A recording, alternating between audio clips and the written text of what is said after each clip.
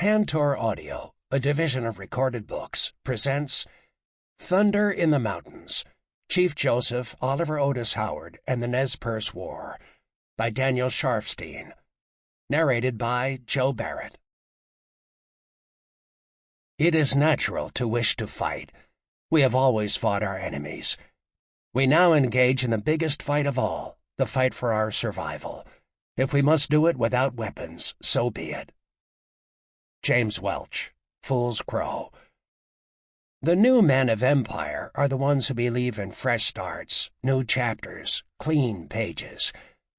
I struggle on with the old story, hoping that before it is finished, it will reveal to me why it was that I thought it worth the trouble.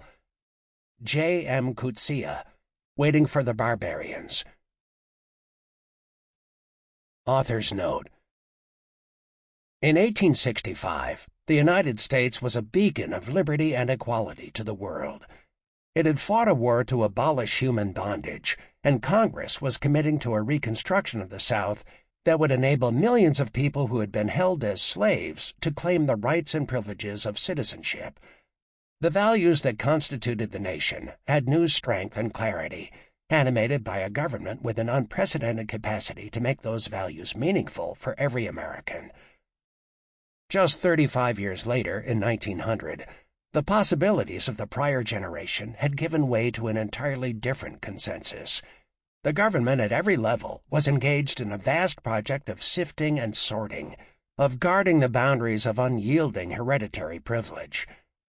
Much of the country was consumed with separating the races, black, white, yellow, red, brown. This segregation was not simply physical or geographical.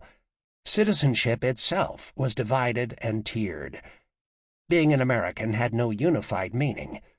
The very course of a life, whether one could expect to survive infancy, go to school, learn to read, earn a living, and avoid arbitrary arrest, coerced labor, and sudden and violent death, depended on whether one was white or of color, man or woman, rich or poor, native or foreign-born. The country's physical borders had become less places of entry than of exclusion, where the nation's integrity, often explicitly defined as its white purity, was guarded, secured, and maintained. At the same time, the United States transformed itself into an imperial power, conquering territories from San Juan to Manila, driven by ideas of the white man's burden and a hard, racialized sense of manifest destiny. The nation's pivot from emancipation to Jim Crow and empire set the terms for more than a century of conflict over the contours and substance of citizenship and the proper size, scope, and purpose of government. Like other stories central to the American experience, it can be told in many ways. We can conceive of it as the defeat of Reconstruction and the triumph of the forces opposing it, the promise of the 1860s curdling and the economic depression of the 1870s, the North's commitment to liberty and equality eclipsed by its own fears and hatreds as immigrants remade the cities and workers engaged in increasingly bitter struggles against newly mechanized industries controlled by vast corporations.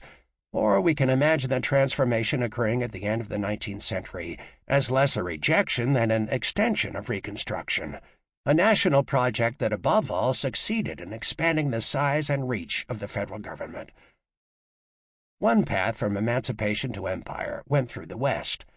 While the Union Army was crushing the Confederacy, soldiers in blue uniforms were massacring Native Americans from Colorado to California and developing elaborate justifications for the bloodshed.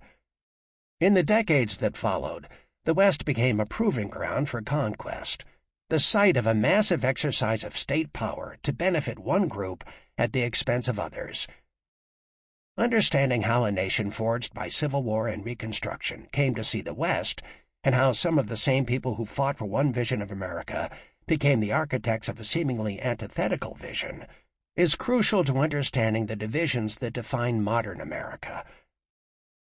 Thunder in the Mountains tells a story of the turn in American values and the clash over the nature of government through the lives and battles of two people, a general named Oliver Otis Howard and Chief Joseph, a leader of a band of Nez Perce Indians in the far Northwest. It explores their continuing legacy through the stories of two men who were intent on... Sample complete. Ready to continue?